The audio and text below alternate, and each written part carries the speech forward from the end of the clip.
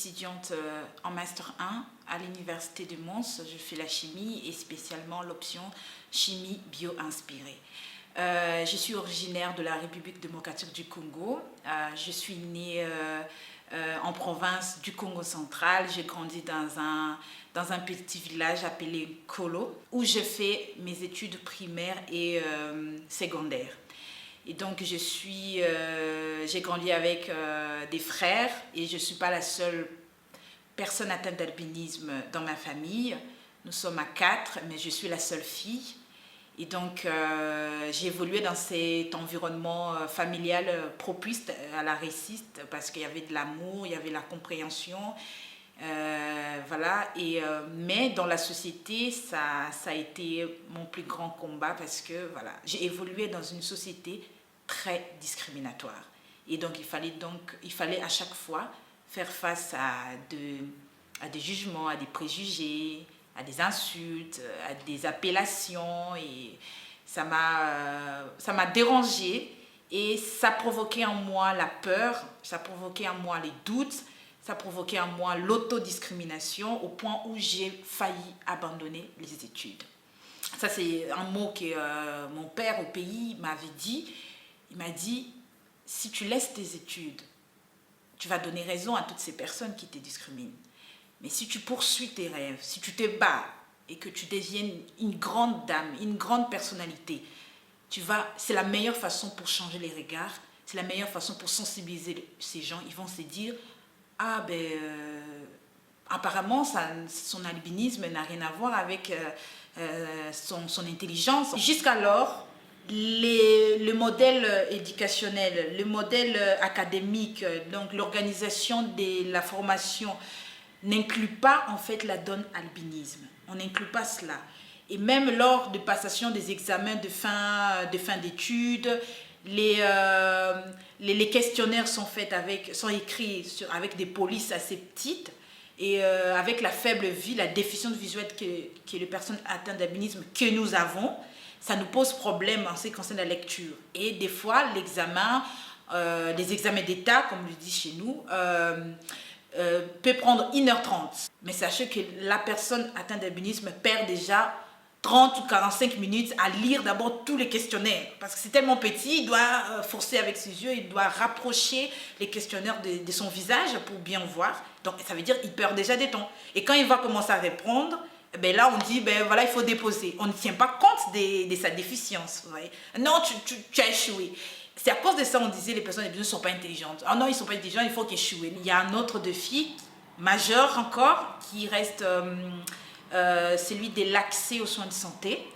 Et ça pose problème parce que une personne, selon la définition, déjà partant de la définition scientifique de l'albinisme, c'est une anomalie génétique qui provoque une déficience en ce qui concerne la production de la mélanine sur la peau, sur le poil, la coloration de la peau. Et nous savons bien que la mélanine, c'est un pigment qui colore la peau et permet aussi de nous protéger contre les rayons solaires. Nous, comme on n'en a pas, ça veut dire que nous sommes très vulnérables en rayons solaires. Alors du coup, cette vulnérabilité occasionne des cancers. Et les cancers de la peau, à l'heure actuelle, c'est la première cause de mortalité chez les personnes atteintes d'albinisme. Surtout ceux qui vivent dans des régions où il fait extrêmement chaud. Alors sans protection, les protections personnelles, sans l'utilisation, par exemple, des écrans solaires, ça provoque des kératoses, l'exposition quotidienne. Et cette exposition quotidienne provoque des brûlures. Et après, ça va entraîner des plaies graves qui vont occasionner des cancers qui mènent nombreuses sont des personnes albinos qui meurent de cela. Alors c'est vraiment le grand défi à relever à l'heure actuelle pour sauver des vies, prévenir les cancers. Surtout la prévention parce que les traitements d'un cancer, ça coûte très cher, nous les savons. Ça coûte très cher, alors mieux vaut prévenir que guérir. J'étais moi-même victime du cancer de la peau. Je ne me rappelle plus très bien quand ça a commencé. Tout ce que je sais, c'est que c'était juste comme un petit bouton au visage. Je me disais, ben, c'est juste un petit bouton. Hein. Et puis avec l'ignorance, je me disais, ben, c'est un bouton, mais le bouton qui prenait du volume. C'est plus tard, après, je me suis dit, c'était déjà un cancer qui s'est développé. Et quand je me suis rendu compte, c'était déjà à un stade avancé. C'était devenu un gros bouton sur mon front.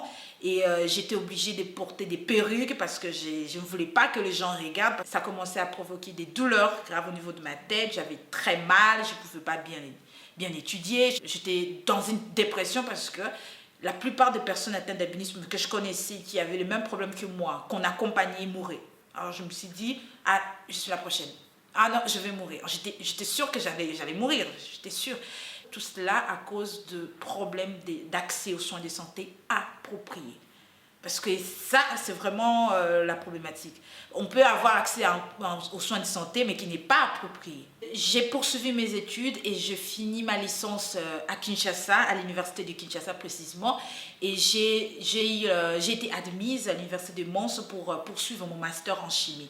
C'était pour moi une occasion de dire, ben voilà, je veux me faire soigner en Europe, je vais pouvoir bénéficier des soins de santé appropriés et qu'on puisse me sauver la vie. C'est vraiment ce que je m'étais dit. J'ai été prise en charge, j'ai été accompagnée, j'ai subi des opérations successives.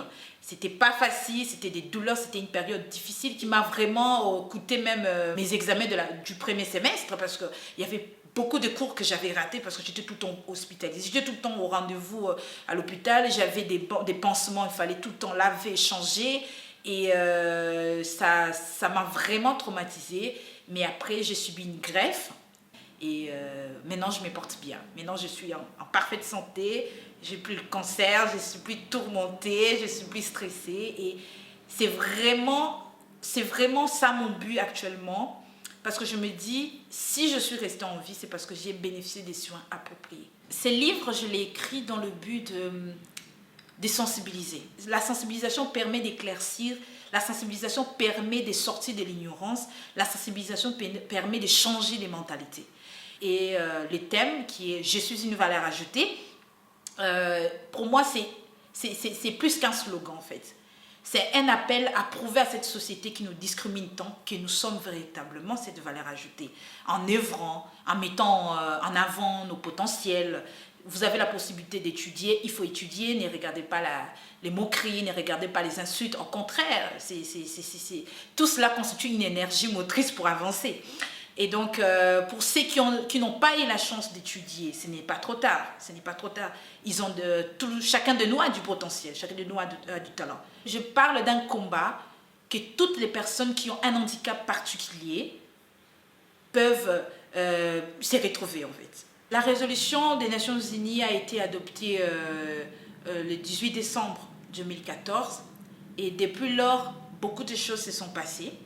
Et aujourd'hui, on se retrouve en 2022 avec comme thème « Tous unis pour mieux faire attendre notre voix ». Tout cela, c'est qui? C'est toutes les personnes atteintes d'albinisme. Tout cela, c'est qui? C'est toutes les associations qui s'engagent à cette cause.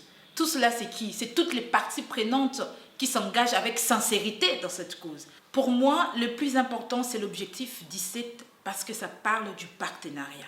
Et de quel partenariat? Un partenariat sincère. Moi, je précise, j'ajoute le mot sincère. Pourquoi? Parce que c'est simplement dans la sincérité, dans cette sincérité-là que nous pouvons atteindre les 16 autres objectifs. Pour qu'on lutte contre la faim, il faut un partenariat sincère. Pour qu'on puisse améliorer les conditions de santé des populations, il faut un partenariat sincère.